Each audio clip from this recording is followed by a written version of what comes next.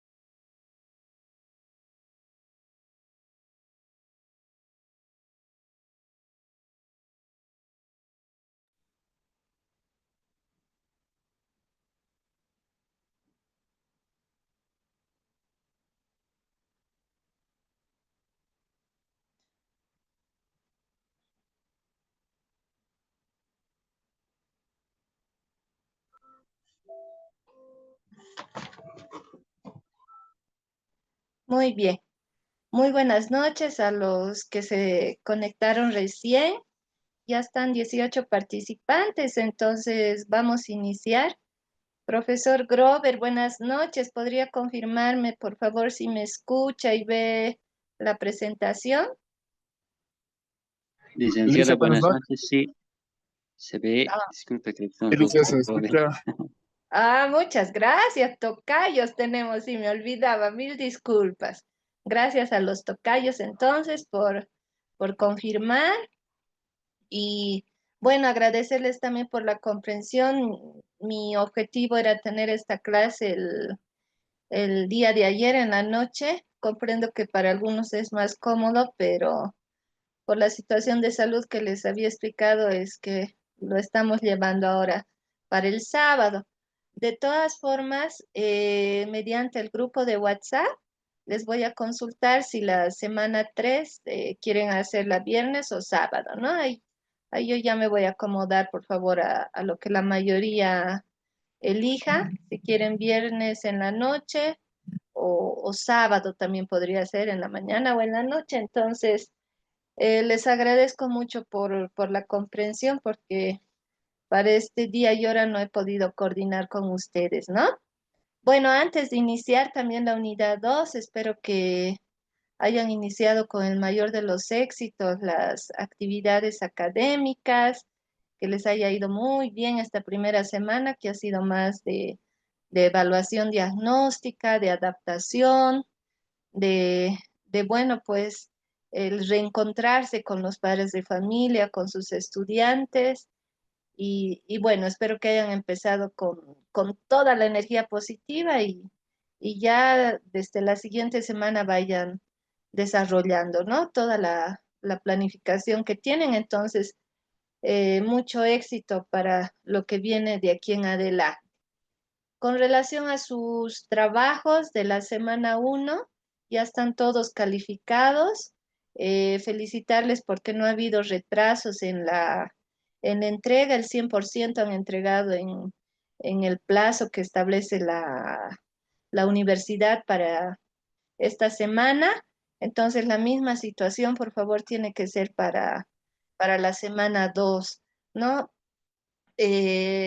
Han habido muy buenos trabajos, un análisis también muy bueno con relación a sus posturas en el foro. Permítanme rescatar también la, el diálogo que se ha dado, ese diálogo respetuoso, ¿no? Incluso algunos al poder contestar a algún compañero también han hecho referencia a algunas citas y bueno, también, ¿no? El compartir algunos criterios y en otros casos profundizar, ¿no? Lo de sus compañeros en torno a las dos preguntas que tenían que responder de ese discurso de la angostura de Simón Bolívar. Entonces, felicitarles a todos por el trabajo, los ensayos también. Era importante que sigan los puntos que pedían las orientaciones metodológicas, ¿no? Algunos no han hecho por subtítulos, pero en el contenido sí había, ¿no? Lo que se estaba solicitando y algunos, ¿no? Que no han tenido una nota muy alta es porque han sido muy escuetos, ¿no? Entonces, si bien se les presentaba un mínimo de páginas y un máximo que era entre 3 y 5, ¿no? Por ejemplo, ha habido trabajos de 3 páginas, pero incluida la carátula y la bibliografía, entonces el ensayo era como que una página, página y media, ¿no? Entonces, eso como recomendación, cuando se les ponga un límite de hojas, traten de no tomar en cuenta la carátula, salvo en la instrucción diga, ¿no? Incluyendo carátula y bibliografía. De todas maneras, se ha calificado no solo la extensión, sino sobre todo el contenido. Muy buenos análisis, ¿no? Felicidades. Realmente ustedes en este nivel del programa tienen, ¿no? Un conocimiento previo muy sólido y bueno, el análisis también refleja, ¿no? La calidad académica de todos ustedes a partir de la experiencia también que viven en el aula, ¿no? En la vida cotidiana. Entonces, felicitarlos y bueno, vayamos a esta segunda unidad también que da continuidad a la primera, que es muy bonita también esta unidad, ya que nos permite hacer una reflexión sobre cómo los sistemas educativos a lo largo de la historia de Latinoamérica y también de nuestro país, ¿no? Haciendo una puntualización en nuestro país, si bien han ido presentando transformaciones, mejoras, pero al mismo tiempo también ha habido, ¿no? un rezago en la población indígena, en la población que vivía en el área rural, y ese es un desafío que actualmente lo tenemos todavía, ¿no? Si bien se tienen avances, pero la calidad educativa, por ejemplo, a nivel de infraestructura, si comparamos el área rural con el área urbana, ¿no? Va a haber nomás en muchos casos mejores condiciones en el área urbana. Entonces, son desafíos y bueno, esta unidad 2 de Estado, identidad y sistema educativo en América Latina, la ausencia de los pueblos indígenas y los sectores populares, invita a que hagamos una reflexión precisamente sobre cómo a pesar de estas transformaciones, estos grupos que han sido protagonistas en la historia de las conquistas de América Latina y de Bolivia, ¿no? Como país latinoamericano, han sido excluidas, vulneradas también en su derecho a la educación, ¿no? Muy bien, entonces, a ver, el profesor Samuel Overa, no sé si está atento, que ha sido el primero en subir su reflexión al foro en lo que era la tarea de la semana uno y a partir de su reflexión ha habido bastante participación de los compañeros. Profesor Samuel, buenas noches, ¿me escucha? Buenas noches, Liz. Sí, le escucho. Sí, tal vez ha sido la primera persona que he subido, pero también en un momento me olvidé también del tema de la eh, cita que tenía que acompañar, pero ya posteriormente planteé al momento ya de hacer ese diálogo, ¿no? Con los demás. Sí. Entonces, de alguna manera sí es importante cuando hablamos de educación, porque es el eje principal para la liberación del, bueno, como se decía Simón Bolívar, del hombre, ¿no? Y de la sociedad para estructurar un sistema educativo más incluyente y en igualdad de condiciones, ¿no? Por ese lado habíamos planteado en el comentario o en el foro que habíamos compartido, ¿no? En plataforma. Ujú. Muchas gracias, profesor Samuel. Sí, eh, ustedes como maestros saben que el error, ¿no? Es parte también del aprendizaje, ¿no? Y en el caso de usted, si se olvidó o no tomó en cuenta la cita, ¿no? Uno puede subsanar y así aprender. Entonces, no, No tomé, pero después del momento de plantear mi opinión, sí tomé, agarré ah, unas citas. Gracias. pero al Sí, momento de subir no puso la cita, ¿no? exacto. Sí, pero ya luego lo subsano y como Gracias, le Case. digo, eh, sí, siga, sí.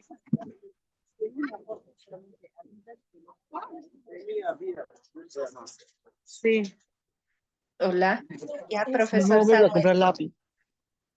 Sí, no se preocupe, sí, a veces hay problemas de señal, pero agradecerle una vez más, ¿no? Porque en torno a su participación ha habido un diálogo incluso de ida y vuelta, ¿no? Algunos compañeros no solo les respondieron una vez, sino más de una vez porque interactuaron, ¿no? Les respondieron y usted les respondía y a ellos, ya eso ellos también participaban. Entonces ha habido un bonito espacio de diálogo, ¿no? Muchísimas gracias.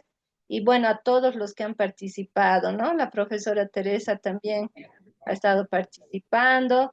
Y bueno, algunos no se han limitado solo a subir su tarea, su postura en el foro y a responder una sola vez, ¿no? Han tratado de participar un poquito más.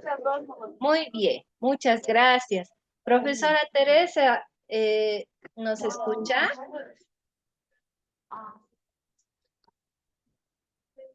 Sí, Lice, le estoy escuchando.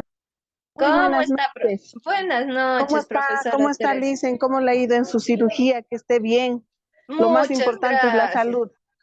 Gracias. Sí, ha sido ambulatoria, pero ahorita estoy echada en mi casa. Por eso estoy también con pantalla apagada, pero muchas gracias. Me ha ido muy bien. Ahora es cuidarse nomás, ¿no? Por lo Sí, Lice, menos, tiene que cuidarse. sí. Sí. Gracias, gracias, profesor. Muy bien. Hágame un favor grande, profesora Teresa. Léamelo esta lectura motivadora a partir de la cual vamos a tener la clase de hoy, por favor.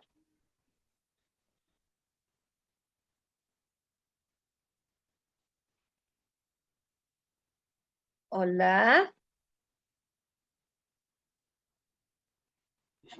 Dicen, ¿quiere que lo lea? Sí, sí, por favor, ayúdenme. Ya, ya está Gracias. bien.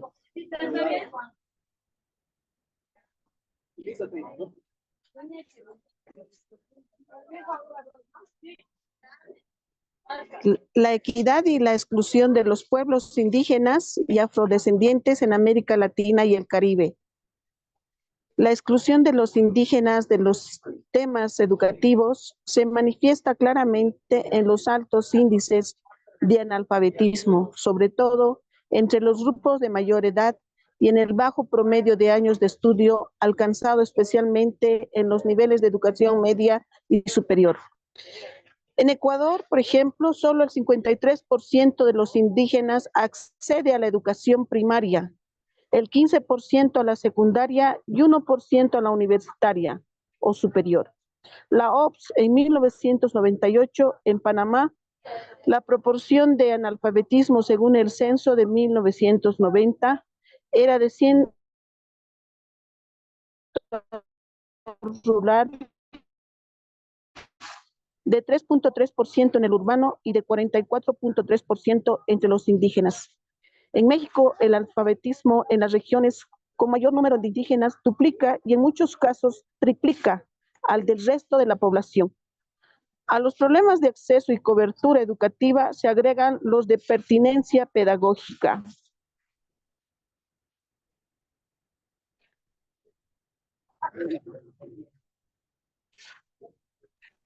Muy bien, muchas gracias, profesora Teresa. Ahora le voy a pedir al profesor Daniel. ¿Está el profesor Daniel?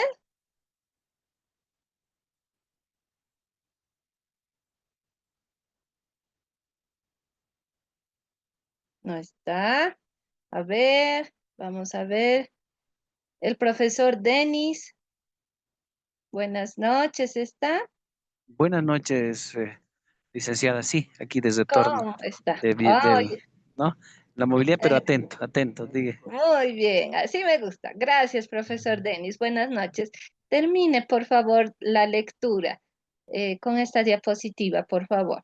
Ya, dice, hasta principios de la década de 1990, los países de la región, salvo algunas excepciones, no había abordado el tema de la interculturalidad y el bilingüismo. Hasta ahora, la educación para los indígenas ha sido un instrumento que la cultura dominante ha utilizado para intervenir las culturas indígenas bajo, Bajo esa, bajo perdón. Ujú. el paraguas de la cultura nacional. Sin embargo, diversos estudios han demostrado el fracaso de esta propuesta y la necesidad de buscar alternativas que permitan que las sociedades indígenas puedan incorporarse al manejo de los códigos de la modernidad sin que ello signifique una pérdida de su identidad étnica, su lengua y su cultura. Álvaro Bello y Marta Zengel. Muy bien. Muchísimas gracias, profesor Denis. Entonces, partimos esta unidad con esta lectura, ¿no? Que hace referencia precisamente a la falta, ¿no? De los sistemas educativos de poder considerar toda esa riqueza cultural, ¿no? De los pueblos indígenas originarios, no solamente en Bolivia, sino en toda Latinoamérica, y cómo, ¿no? A partir de no considerar las particularidades de cada grupo, se ha tratado de forzar, ¿no? También a una cultura nacional, como vamos a ver esta noche en esta unidad, y se reconoce también esa necesidad, ¿no? Esa necesidad de poder fortalecer la identidad de esta población, ¿no? Que es tan diversa en cada país latinoamericano y que la educación no sea un instrumento de perdón, un instrumento de poder someter a estos pueblos, ¿no?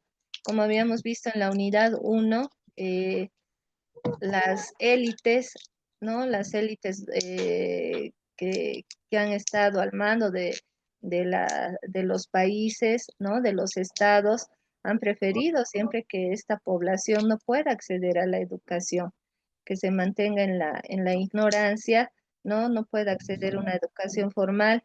Y cuando ya ellos ingresan a lo que es el sistema educativo, ya para participar en una educación formal, ¿no? No se respeta también su cultura.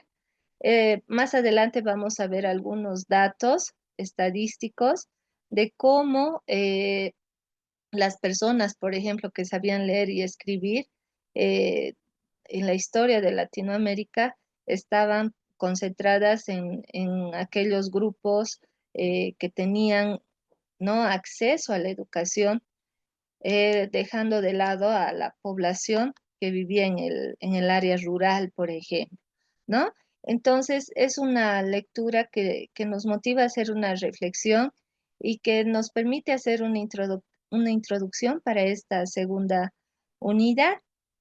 Entonces, vamos a ver la relación entre el Estado, la identidad y el sistema educativo, ¿no?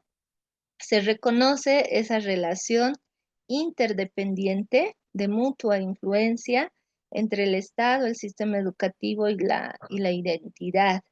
Los sistemas educativos han respondido nomás a grupos, ¿no? de poder, a visiones también de momentos históricos, de condiciones socioculturales particulares y tienen una fuerte influencia en lo que son las políticas de Estado, ¿no?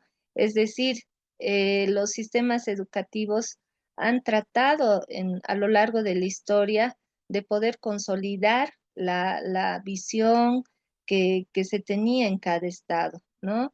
Entonces, la educación ha sido utilizada muchas veces como un instrumento para no la liberación, sino más bien para el sometimiento de muchos grupos.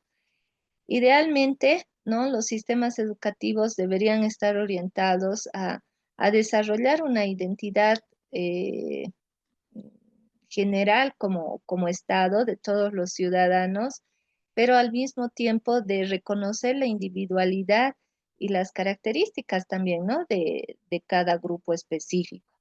Es en este sentido que esta relación interdependiente, ¿no? Genera lo que es la pertenencia de las personas que forman este Estado. Tendría que generar también una ciudadanía, el reconocer, por ejemplo, que yo tengo derechos y deberes, pero que también vivo en un contexto, ¿no? Y tengo esa responsabilidad de aportar éticamente a ese contexto. Y la cohesión social que responde a ese sentido de pertenencia, ese sentido de unidad también. Como vamos a ver en esta noche, en la unidad, ¿no?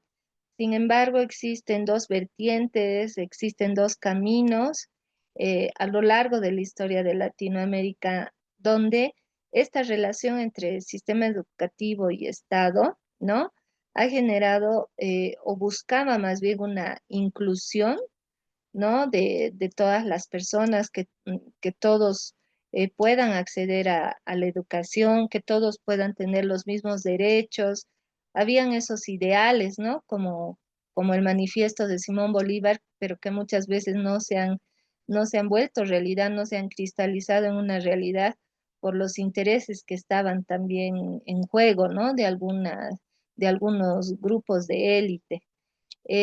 Por ese camino también de la inclusión, se busca que esta relación entre sistema educativo, Estado, ¿no? vaya a fortalecer las identidades culturales, que pueda haber una equidad, ¿no? entre todas las personas que conforman el Estado y que pueda haber una participación también, ¿no? Dándole un sentido de democracia. Pero como vamos a ver, no siempre se ha buscado eso y se ha logrado este primer camino, ¿no? Sino que más bien los sistemas educativos han estado orientados a la homogeneización en el sentido de tratar de no respetar esas características culturales propias de cada grupo, ¿no? Tratar por ejemplo, de establecer contenidos generales que se apliquen a todos sin considerar su contexto social, cultural, ni económico.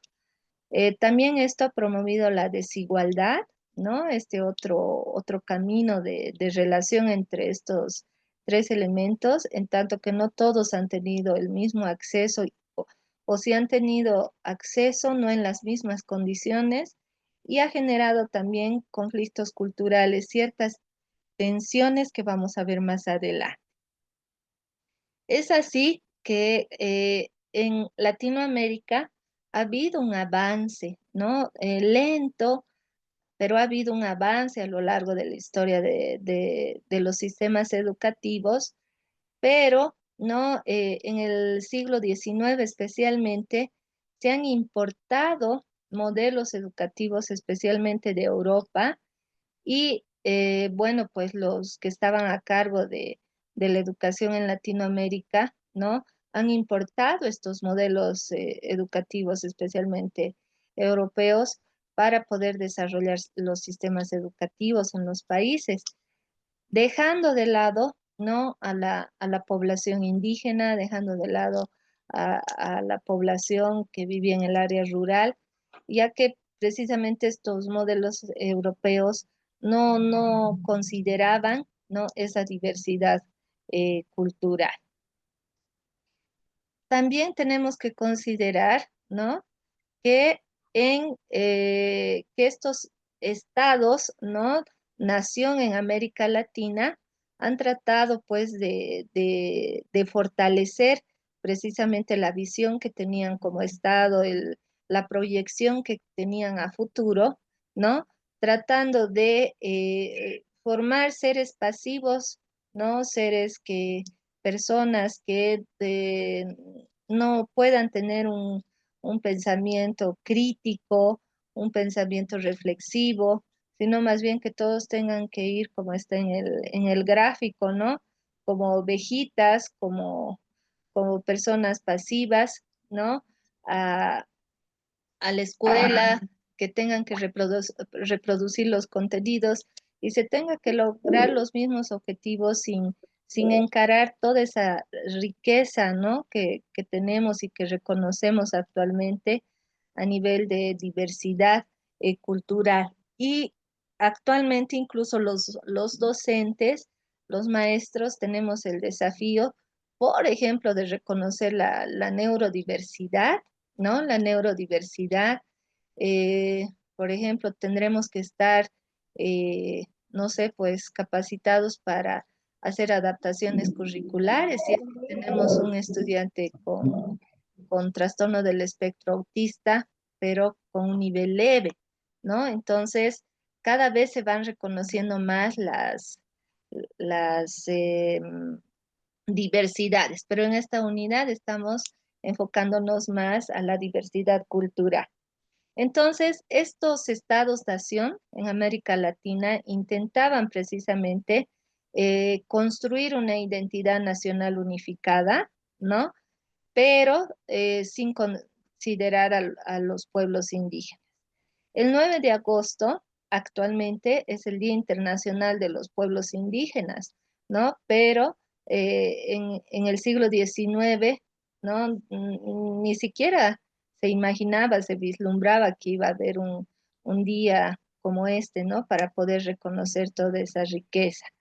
Entonces, el garantizar el acceso a la educación pública gratuita y de calidad ha sido una de las luchas en la educación, ¿no? En América Latina que se ha ido dando poco a poco. Ha habido muchos esfuerzos de muchos de estos grupos y también de personajes de clase media, pero que ha sido muy lento también, ¿no? Se ha tenido que relegar por muchos años. Es en ese sentido, ¿no? Que en Bolivia, por ejemplo, ya contextualizando más, tenemos una constitución política del Estado vigente desde el 2009 que, bueno, bajo el paraguas de la Declaración Universal de los Derechos Humanos en 1948, el Pacto Internacional de los Derechos Económicos, Sociales y Culturales del 66 y la Convención sobre los Derechos del Niño en 1989, reconoce, ¿no?, que somos un Estado plurinacional y multilingüe. Todos hemos vivido de cerca la construcción de la actual constitución política del Estado y hemos visto, ¿no?, diferentes posturas, diferentes discursos, diferentes narrativas que han reflejado también, ¿no?, por un lado, esa necesidad de reconocer a los pueblos indígenas originarios, pero también han habido, ¿no?, otras posturas por ejemplo, no reconocer y darle el protagonismo que actualmente tiene, ¿no?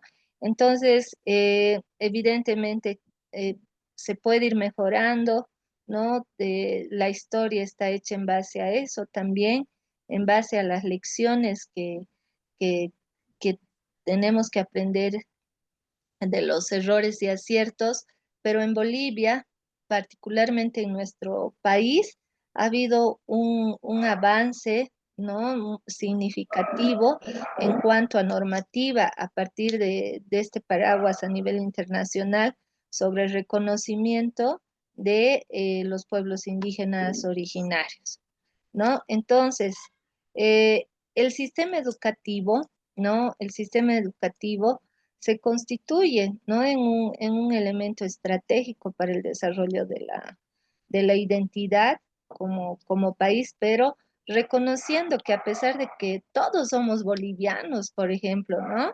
Eh, no es lo mismo comer un saice en Tarija, aquí en Chuquisaca es muy distinto su saice.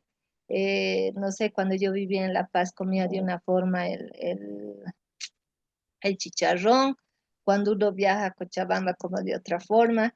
Entonces, en cada lugar existen usos y costumbres, ¿no? Visiones diferentes, y eso no solamente a nivel grupal, sino a nivel individual. Es decir, que la identidad, ¿no? No debería, la identidad colectiva no debería cercenar, no debería eliminar esa identidad también individual que cada ser humano tiene. Entonces, debemos reconocer, ¿no?, que los sistemas educativos en general construyen una identidad como país, como Estado, como grupo, pero también se debería reconocer la individualidad de nuestros estudiantes, ¿no? En el caso, si ya vemos en contextos de aula. La educación, entonces, es un mecanismo central para la construcción de la identidad cultural y nacional, y es a través del currículum, los programas y las instituciones educativas donde se transmiten valores, símbolos e historias que refuerzan una idea de pertenencia a la nación, ¿no? Antes de la Constitución, por ejemplo, eh, en los actos protocolares no se hacía la COA, por ejemplo, ¿no? Ahora sí se incorpora, pero eso nada más es un ejemplo, ¿no? Ya a nivel más estructural. Por ejemplo, yo he crecido todavía con los textos, ¿no? Donde se hacía mucha referencia a Cristóbal Colón, ¿no? Como vamos a ver más adelante. En cambio, ahora lo que ve mi hijo en estudios sociales es muy distinto a lo que yo veía, ¿no? Cuando era niña. Entonces, en definitiva, los sistemas educativos con los contenidos curriculares, el mismo modelo educativo, se van transformando y tienen, ¿no?, una identidad propia que responde también en nuestros tiempos al gobierno de turno. La educación fomenta la formación de ciudadanos conscientes de sus derechos y responsabilidades. En esa lucha, ¿no?, de América Latina por reconocer precisamente la diversidad, es que también la educación intercultural bilingüe ha jugado un rol protagónico, ¿no? En un escenario donde solo se buscaba alfabetizar mediante el castellano, se ha ido avanzando en lo que es el reconocer la lengua materna, por ejemplo, ¿no? Y poder valorar, ¿no? La lengua materna de los niños para poder aprender a leer y escribir. Ha habido épocas, ¿no? Donde los mismos campesinos querían que sus hijos, por ejemplo, no hablen aymara, que solamente hablen quechua, por ejemplo, o aymara, ¿no? Porque ellos no querían que sufran y que tengan mejores oportunidades. Cuando yo trabajaba en la UPEA, por ejemplo, les comento, ¿no? Cuando trabajaba allí en La Paz, alguna vez les preguntaba, ¿no? A mis alumnos en psicología, ¿quiénes saben hablar aymara? Y nadie levantaba su mano. Y les decía, ¿quiénes vienen con sus familias? ¿Quiénes son migrantes del área rural? La mayoría levantaba, ¿no? Y no saben hablar, les decía, no creo que no sepan hablar aymara, ¿no? Y ahí empezaba el diálogo de cómo muchos reconocían que se avergüenzan, ¿no? De hablar aymara o tienen miedo a que otros se hagan la burla. En cambio, otros, ¿no? Les estoy hablando de hace 10 años aproximadamente, ¿no? Que trabajé en la UPEA, más bien decían, no hay que avergonzarnos, y yo con orgullo hablo aymara, no sé escribir, pero hablo y entiendo, ¿no?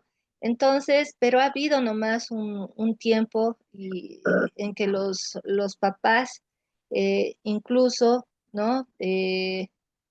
No querían que sus hijos aprendan a escribir en aymara o en quechua, ¿no? Sino que más bien aprendan castellano y hablen castellano porque así una, iban a tener mejores oportunidades y eso también se transmite a los hijos, ¿no?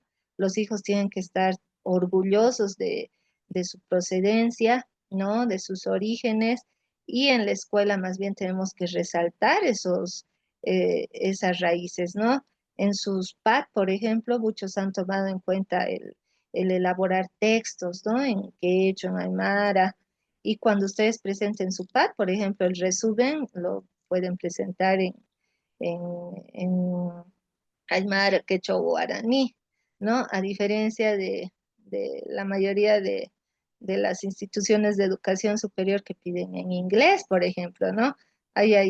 No hay todavía un reconocimiento a, eh, a esa diversidad. Entonces, la educación intercultural bilingüe es una conquista que obviamente falta mucho por avanzar, pero es una conquista también. Esta es una fotografía del Perú, ¿no? Donde